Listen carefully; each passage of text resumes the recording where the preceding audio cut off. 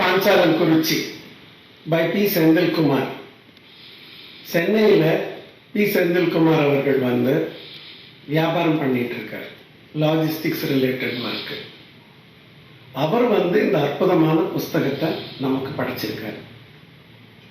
And unopened diary 1792 to 1801 சொல்லியிருக்காரு.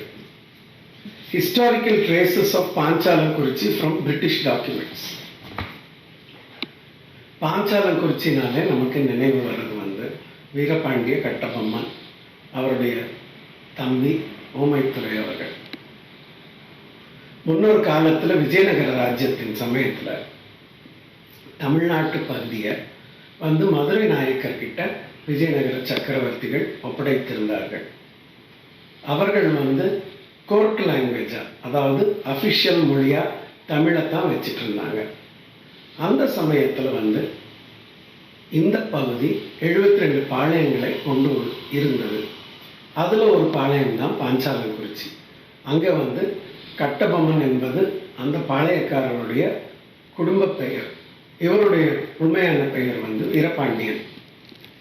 தம்பியுடைய பேர் வந்து தளவாய் குமாரசுவாமி. அவரை வந்து அனைவரும் ஊமத்துறைங்கிறாங்க. வீரபாண்டிய கட்டபொம்மன்னு சொன்னாலே நமக்கு நினைவு வர்றதெல்லாம் வந்து நடிகர் திலகம் சிவாஜி கணேசன் நடித்த வீரபாண்டிய கட்டபொம்மன் முழு நீள கலர்படம். அது தவிர சிவகங்கை சீமை, மருது சகோதரர்கள், இவங்கெல்லாம் வந்து நம்ம நினைவுக்கு வர்றாங்க.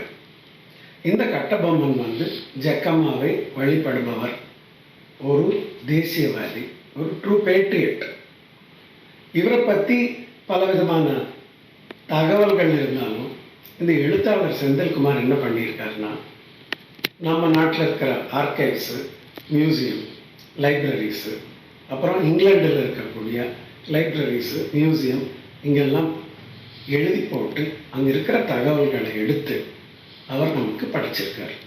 இதில் நமக்கு தெரிய வருது என்ன, 110 நாட்கள் கட்டபொம்மனோட வந்து ஈஸ்ட் இந்தியா கம்பெனிக்கு யுத்தம். வெல்ஷுங்கிறவர் வந்து 1861 தான் காலமானார். ஆனால் இந்த யுத்தத்தில் அவரும் பங்கேற்றார். அவர் நிறைய எழுதி வச்சிருக்காரு. இது தவிர நீங்கள் பார்த்தீங்கன்னா 1877 6000 கிறித்துவர்களுடன் ராபர்ட் கேல்வெல் அவர்கள் வந்து பிரின்ஸ் ஆஃப் வேல்ஸை வரவேற்கிறாங்க. அதை போட்டு அதுலேருந்து அப்படியே பின்னோக்கி பயணம் செய்து இந்த புத்தகம். நாம் நல்லா ஒன்று தெரிஞ்சுக்கணும், கட்டபொம்மன் வந்து ஈஸ்ட் இந்தியா கம்பெனிக்கு கடிதாசு எழுதுகிறப்போ தமிழ் கேலண்டரை பயன்படுத்தியிருக்கார். தமிழ் மாதம், தமிழ் நாள், இதை குறித்து பனையோலை எழுத்துக்கள் மூலமாக, பனையோலை ஓலைச்சுவடிகளில் எழுத்தாணியை வச்சு எழுதி அனுப்பியிருக்கார். அப்புறம் அவரை தூக்கிலிட்ட இடம் கயத்தார்.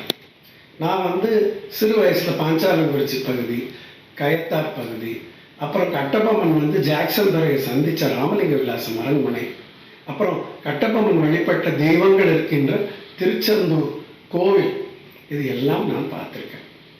ஆனால் மோஸ்ட் இம்பார்ட்டன்ட்லி கட்டபொம்மனை பற்றி பல்வேறு விதமான கருத்துக்கள் வருது.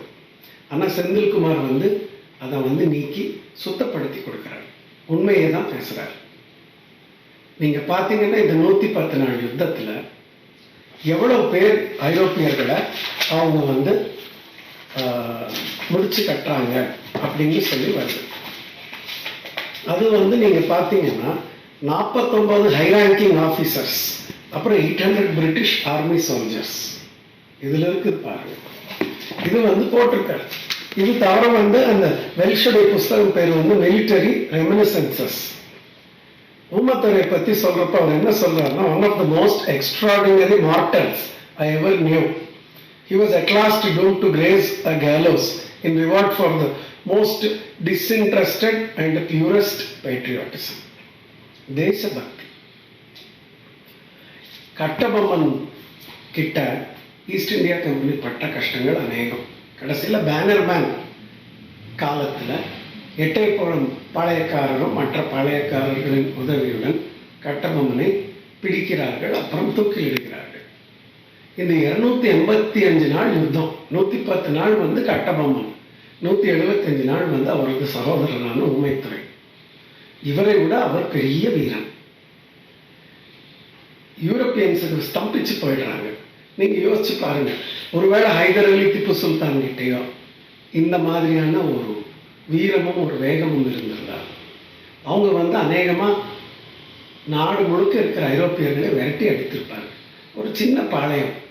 இவர் வந்து நான் கோஆப்ரேஷன், எக்கனாமிக் நான் கோஆப்ரேஷன் பண்ணுறார். எப்படின்னா ஒரு ட்ரேட் எம்பார்கோ கொண்டு வர்றார். பாஞ்சாலங்குறிச்சி பகுதியில் வாழும் மக்கள் வந்து ஐரோப்பியர்களுடன் வியாபாரம் செய்யக்கூடாது, அவர்களுக்காக எதையும் தயாரித்து கொடுக்கக்கூடாது, உதவி செய்து கொடுக்கக்கூடாது. இவருக்கு வருமானம் எங்கிருந்தெல்லாம் வருது? இவருக்கு உப்பளங்கள் இருந்துதான் தூத்துக்குடி பகுதியில் அது கிட்ட கட்டபொம்மனுக்கு அந்த உப்பளங்களின் மூலமாக வருமானம். இது தவிர வந்து வேறு வருமானங்களும் முத்துக்கள், சங்கு போன்ற வருமானமும் அவருக்கு இருந்திருக்கிறது. இது எல்லாமே இங்கே இவர் சொல்லியிருக்கார். இதை தவிர நம்ம நல்லா பார்க்கணும். என்னன்னா, கட்டபொம்மனுக்கு ஐரோப்பியர்கள் மற்றவர்களிடம் இருக்கும் நண்பர்கள் நிறைய பேர் இருந்தாங்க. அவங்க கூட எல்லாம் இவர் கடிதாசி எழுதியிருக்காரு. அந்த கடிதாசியோட நகல்கள் எல்லாம் பத்திரமா இருக்கு. அந்த யாருக்கு கடிதாசி எழுதுனாங்களோ அவங்கெல்லாம் கட்டபொம்மனுக்கு வந்து நட்புறவு கொண்டாடும்படியாக பதில் எழுதியிருக்காங்க, இந்த ஐரோப்பியர்களும் மற்றவர்களும். ஆனால் அவங்களுக்குள்ள இருந்த கடிதாசிகள் எடுத்து பார்த்தா இது போலியான நட்புறவு என்பது தெளிவாகிறது. இவரை வந்து ஏமாத்தியிருக்காங்க. நல்ல வீரம், நல்ல விவேகம், நல்ல தைரியம், நல்ல தேசபக்தி. இதில் நீங்கள் பார்த்தா நாணயங்களை பற்றி இருக்கு. இந்த புத்தகத்தில் நீங்கள் வந்து பார்த்தீங்கன்னா பல படங்களை போட்டிருக்காங்க. சில கோட்டை கொத்தளங்கள், பாஞ்சாலங்குறிச்சி கோட்டையோடைய நீங்கள் பார்த்தீங்கன்னா டிராயிங், அப்புறம் வந்து ஐரோப்பியர்களுடைய கத்தி, அப்புறம் நாணயங்கள், சொக்கத்தங்க நாணயங்கள்லேருந்து கலவை இருக்கும் நாணயங்கள். சொக்கத்தங்க நாணயங்களைத்தான் ஸ்டார் பகோடா என்று கூறுகிறார்கள். இது தவிர இங்கே பார்த்தீங்கன்னா மேப்பு. இந்த மாதிரியா எழுத்தாளர் வந்து எங்கே கட்டபொம்மனை பிடிச்சாங்க, அப்புறம் எந்த அரண்மனை, ஏது, இது வந்து ராமலிங்க விலாசம் ஒரு இடத்துல. இந்த மாதிரி எல்லாம் வந்து ஊமத்துறை பாளையங்கோட்டையில் எங்கே பிடிச்சு வச்சிருந்தாங்க. இது எல்லாமே வந்து அவர் நேராக போய் பார்த்து படங்களோட நமக்கு கொடுத்துருக்காரு. இது மட்டும் இல்லாமல் அவர் வந்து யானை எப்படி கட்டுவாங்க, அதை கட்டுறதுக்கு உண்டான ஒரு கல், அந்த கல்லை காமிச்சிருக்காரு. இது மாதிரியே இந்த புஸ்தகத்தில் நீங்கள் எங்கே எடுத்து பார்த்தாலும் கட்டபொம்மனுடைய வீரம் வந்து தெளிவாகின்றது. அப்பேற்பட்ட ஒரு மாவீரன், அசகாய சூரன். இந்த காலத்தில் ஈஸ்ட் இந்தியா கம்பெனியோட வருமானம் பாதிக்கப்படுது. இதனால அவர்களுடைய லிஸ்டட் ஷேர்ஸ் உடைய வேல்யூ குறையிறதுக்கு கூட வாய்ப்பு இருந்தது. அப்பேற்பட்ட ஒரு பிரச்சனை ஈஸ்ட் இந்தியா கம்பெனி எதிர்நோக்கி உள்ளது. இதில் பார்த்தீங்கன்னா மேலதிகாரிகளுடன் தொடர்பு, அவர்கள் எடுத்துக்கொண்டு வந்த படைகள், அப்புறம் பாஞ்சாலங்குறிச்சி கோட்டையை பிடிக்கிறப்போ அந்த கோட்டை எப்படி வந்து உடைக்கப்பட்டது, தாக்கப்பட்டது, உள்ள எவ்வளோ பேருடைய பிணம் இருந்தது. அப்போ அதை பார்த்தவங்க நம்மவர்கள் ஐரோப்பியர்கள் எவ்வளோ பேர் செத்தாங்கன்னு அவங்க பேசிக்கிறாங்களாமா. அவ்வளவு கஷ்டம். அப்பேற்பட்ட ஒரு தேசபக்தி. 1857 நடந்தது தான் ஃபர்ஸ்ட் வார் ஆஃப் இந்தியன் இண்டிபெண்டன்ஸுங்கிறாங்க. ஆனால் நம்ம இந்த கட்டபொம்மன் கதை எடுத்துக்கிறப்போ இது வந்து a வெரி இம்பார்ட்டண்ட் வார். இந்த வாரை வந்து நம்ம நினைவுபடுத்திக்கணும். தமிழ்நாட்டில் வாழ்ந்த மக்கள் அந்நிய ஆதிக்கத்துக்கு எதுக்காக, குறிப்பாக ஐரோப்பியர்களுக்கு எதுக்காக, எப்படி வந்து எதிர்த்து அவர்கள் வந்து செயல்பட்டாங்கங்கிறதுக்கு ஒரு நல்ல சாட்சி. நிறைய கடிதங்கள், அந்த கடிதங்களில் வந்து நீங்கள் பார்த்தீங்கன்னா அவர்களுடைய விஷயங்கள் பரிமாற்றம் எப்படின்னு பார்க்கலாம். இது தவிர வந்து ஆற்காடு நவாபு 1692 அவுரங்கசீப்பால் உருவாக்கப்பட்ட ஒரு பதவி தான் ஆற்காடு நவாப் பதவி. 1792 வருஷம் ஜூலை மாதம் அவங்க ஈஸ்ட் இந்தியா கம்பெனியோட ஒரு அக்ரிமெண்ட் போடுறாங்க. அந்த அக்ரிமெண்ட் முழுசாக இதுக்குள்ள இந்த புஸ்தகத்தில் வச்சிருக்கு. ஏதோ யார்கிட்ட எவ்வளோ பணம் வாங்கலாம், கொடுக்கலாம், ஒரு ஃபைனான்ஷியல் கன்சிடரேஷன் வந்ததில் ஆற்காடு நவாப் வீக் ஆகிட்டாங்க. 100 வருஷத்துக்குள்ளேயே வந்து ஆற்காடு நவாபு முடிஞ்சு போயிடுது. 1736 வருஷத்தில் கடைசி நாயக்க மகாராணி மீனாட்சியை வந்து சந்தா சாஹிப் வந்து ஒரு போலி சத்தியம் பண்ணுறதா சொல்கிறாங்க. அதனால அந்த அம்மையார் வந்து தன்னையே மாய்ச்சிக்கிறாங்கன்னு கூட சொல்கிறாங்க. அத்தோட விஜயநகர சாம்ராஜ்யம் கடைசியாக மிச்சம் இருந்து ஒரு நாயக்க மகாராணியும் முடிஞ்சு விட்டது. அதற்கு பிறகு நீங்கள் பார்த்தீங்கன்னா ஆற்காடு நவாபும் மற்றவர்களும் இருந்தார்கள். திப்பு சுல்தான் ஹைதர் எல்லாம் வந்து சென்றார்கள். இப்படியாக பல்வேறு விஷயங்கள். இந்த விஷயங்களை நீங்கள்லாம் எடுத்து பார்த்தா இந்த சின்ன பாளையத்தோடைய முக்கியத்துவத்தை நமக்கு இந்த எழுத்தாளர் காமிச்சிருக்காரு. இவர் வந்து முன்னாள் கவர்னர் RN ரவி மூலமாக இதை வெளியிட்டிருக்காரு. அது தவிர ராம்கோ சிமெண்ட்ஸ் அந்த குடும்பம் PR வெங்கட்ராமராஜெல்லாம் வாழ்த்துறை கொடுத்துருக்காங்க. இவருக்கு உபகாரமாக இருந்திருக்காங்க. இவர் கட்டபொம்மன் ரிலேட்டடான இன்ஃபர்மேஷன் நிறைய ரிசர்ச் பண்ணியிருக்காரு. 2வது புத்தகம் அது வந்து ஊமத்துறை தளவாயவர் அவர் பேரில் இருக்கக்கூடிய விஷயங்கள் எடுத்து அந்த மாவீரனை பற்றி அடுத்த புத்தகம் கொண்டு வர்றார். நம்ம வந்து கட்டபொம்மன் படத்தில் பார்த்தா இன்பம் கொஞ்சம் வெண்ணிலா வீசுது, அந்த வெள்ளையத்தை வந்து ஊமைத்துறை, சிவாஜி கணேசன் இதெல்லாம் பார்த்தா அதில் இருக்கிறது அநேகமான உண்மையான விஷயங்களை தான் அந்த படத்தில் நம்ம காமிச்சிருக்காங்க. அதை எழுத்தாளருடைய புத்தகத்தின் மூலமாக நம்ம நிறைய தெரிஞ்சுக்கலாம். முன்னொரு காலத்தில் கோட்டை கொத்தளங்கள் வந்து தாக்கப்பட்டு பீரங்கியால் அடிக்கப்படும் பொழுது சேதம் ஏற்படும். அப்போ இந்த காப்பாற்றுறதுக்காக உப்பிலியங்கிற ஒரு கூட்டம் கோயம்புத்தூர் பகுதியில் இருந்தாங்க. அவங்க வந்து அந்த சேதம் ஏற்படுற சமயத்திலேயே அங்கே நின்று சேதத்தை மூடுவாங்க. அப்புறம் பீரங்கிகளுக்கு தேவையான குண்டுகளை செய்வாங்க. அதனால தான் நம்ம ஊரில் உப்பிலியப்பாளையம்னு நல்லா கூட இருக்குது.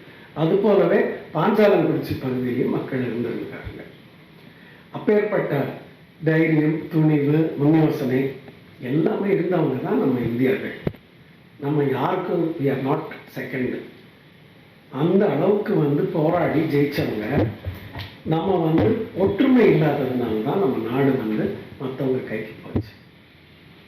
யூனிட்டி இஸ் ஸ்ட்ரென்த்து அப்படின்னு சொல்லி ஸ்கூலில் நான் படித்த GRG ஹையர் செகண்டரி ஸ்கூலில் முன்னொரு காலத்தில் ஒரு எலக்யூஷன் கான்டெஸ்ட் பேச்சு போட்டி வச்சுருந்தாங்க. அதில் பங்கேற்ற நான் வந்து இந்த கட்டபொம்மனை பற்றி பேசி யூனிட்டி இன் ஸ்ட்ரென்த்துன்னு சொல்லி கட்டபொம்மன் வந்து ஒத்துமை மற்றவங்க கொடுக்காததுனால அவர் வந்து அவர் தூக்கிலிடப்பட்டாருங்கிறத பற்றி பேசினார். எனக்கு ஒரு ப்ரைஸ் கிடைச்சது. இதுலேயே நீங்கள் பார்த்தீங்கன்னா விருப்பாட்சி கோபால் நாயக்கரும் வேறு சில பாளையக்காரர்களும் கட்டபொம்மனுக்கு துணையாக இருந்தாங்க. ஆனால் என்ன ஆகுது, அவங்களையும் அவங்க பாளைய நிலைகள் எல்லாத்தையும் வந்து ஐரோப்பியர்கள் அடித்து விட்டார்கள். இது மட்டும் இல்லாமல் கவர்மெண்ட் இன் டிரான்சிஷன் இது மாறும் பொழுது என்ன செய்யணும், எப்படி நடந்துக்கணும், இந்த மாதிரியான சில நார்ம்ஸ் இது எல்லாமே கொண்டு வர்றாங்க. அந்த காலத்தில் 1800வது வருஷம் சுமாரே இதை பற்றி சிந்திக்கிறாங்க இந்தியர்களும் மற்றவர்களும். ஆனால் 1947 நம்ம நாடு 2ஆக பிரிக்கிறப்போ இதை ஓரளவு ஃபாலோ பண்ணியிருந்தாங்கன்னா பல லட்சம் பேர் வந்து கொல்லப்பட்டிருக்க மாட்டாங்க. நிறைய உயிர்கள் காக்கப்பட்டிருக்கும். அந்த மெத்தடாலஜி இங்கே நல்லா பயன்படுத்தியிருக்காங்க. இது மட்டும் இல்லாமல் இந்த புஸ்தகத்தின் மூலமாக யார் செய்யலாம், எது செய்யக்கூடாது, யார் என்ன பண்ணாங்க, எல்லா தகவலும் இருக்குது. நான் என்ன நினைக்கிறேன்னா, செந்தில்குமார் அவர்களுக்கு நான் துணையாக இருந்து இந்த கட்டபொம்மன் சம்பந்தப்பட்ட அனைத்து இடங்களுக்கும் நாம் சென்று அதை பூரா வந்து நல்ல விதத்தில் ரிஸ்டோர் பண்ணி புதுப்பித்து வைக்க வேண்டும். இதை வந்து தமிழ்நாடு அரசாங்கமும் இந்திய அரசாங்கமும் archaeological survey of Tamil Nadu and national archaeological survey செய்ய வேண்டும். இது போக வந்து கட்டபொம்மன் போன்ற மற்ற வீரர்களை பற்றி ஒரு நல்ல விதமாக மக்களிடம் எடுத்து செல்ல வேண்டும். செந்தில்குமார் போன்ற ஆத்தர்ஸ் குறிப்பாக இவருக்கே வந்து ஒரு சப்போர்ட்டும் ஒரு கிராண்ட்டும் கொடுத்தால் ரொம்ப நல்லதுன்னு நான் நினைக்கிறேன். ஏன்னா அவரோட எஃபர்ட் வந்து அந்த அளவுக்கு இருக்குது. நீங்கள் பாருங்கள், அப்படியே ஒரு கடிதாசை வச்சுருக்கார். இங்கிலீஷ் லெட்டர் தான், முத்து போன்ற கையெழுத்து. இந்த மாதிரி இந்த புஸ்தகத்தில் நீங்கள் camp Kayathar, John Bannerman, the southern detachment, 5th October 1799. அதாவது இது எப்படின்னா ஒவ்வொரு letter lieutenant William Elliot to Lushington, Lushington to lieutenant William Elliot. அதாவது பல விஷயங்கள்.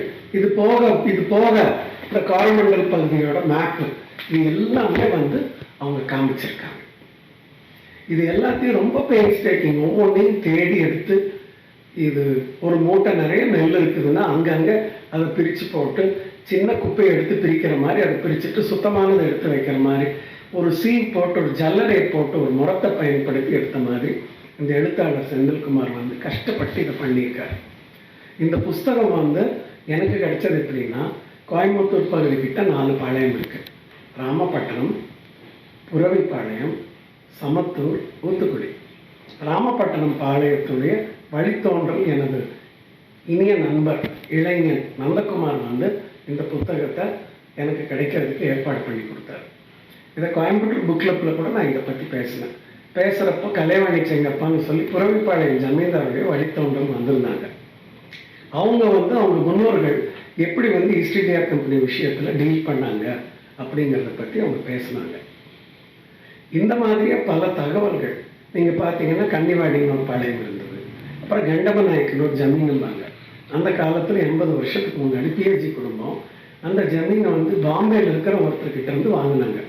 ஒரு பகுதி பாம்பேக்கு போயிருந்தது. விகடன் பிரசவம் வந்து வருஷ நாட்டு கதைன்னு சொல்லி அந்த கண்டம நாயக்கன் ஒரு பகுதியை பற்றி ஒரு பெரிய பாளையம் அதை பற்றி எழுதியிருந்தாங்க. அந்த தொடரில் நீங்கள் பார்த்தீங்கன்னா, எப்படி ஐரோப்பியர்கள் இந்திய பாளையக்காரர்கள் கெட்டாலும் பரவாயில்ல, அவங்கள அட்வான்டேஜ் எடுத்துக்கலாம்னு சொல்லி நிறைய அடல்ட்ரி, டிபாஷரி இதில் எல்லாம் ஈடுபட்டவங்களையும் ஈடுபட வச்சோம். அவங்க ஊர் ஃபாரின் விஸ்கி மற்ற சரக்குகளை எல்லாம் கொடுத்து எப்படி பல நடவடிக்கைகளை எடுத்தார்கள்னு நம்ம வந்து பார்க்கலாம். இதெல்லாம் வந்து உண்மையாக டாக்குமெண்ட் பண்ணி வைக்கப்பட்ட விஷயமே தான். இந்த பேட்டில்ஸ் ஆஃப் பாஞ்சாலங்குறிச்சி வந்து எல்லாருமே வாங்கி படித்து இதை பற்றி விவாதம் பண்ணி பேசினா நம்ம மக்களுக்கு இருக்கக்கூடிய வீரம், வீரியம், அந்தஸ்து, அப்புறம் தேசபக்தி இது எல்லாமே வந்து வளரும். நம்ம தமிழ்நாட்டு பகுதி வந்து தேசபக்திக்கு பெயர் போனது. ராஜாஜி போன்றவர்கள், மற்றவர்கள், கோவை கதரையாமுத்துவை போன்றவர்கள், அவர் இல்லை என்றால் கதரை இல்லை என்று காந்தி கூறுவாராம். அப்பேற்பட்ட விடுதலை போராட்ட தியாகிகள், தேச சிற்பிகள் வாழ்ந்த பகுதி தான் நமது தமிழ்நாட்டு பகுதி. அங்கு நமக்காக வாழ்ந்து உயிர் நீத்த வீரபாண்டிய கட்டபொம்மன் வாழ்ந்த பூமி நமது பூமி. இப்பேற்பட்ட கட்டபொம்மன் பூமியில் நாம் அனைவரும் வாழ்கின்றோம். இதை பற்றி நமக்கு செந்தில்குமார் அவர்கள் ரொம்ப நல்லா எடுத்து கொடுத்திருக்கார். அவர் வாழ்க, வாழ்க தமிழகம், வாழ்க பாரத நாடு. நன்றி.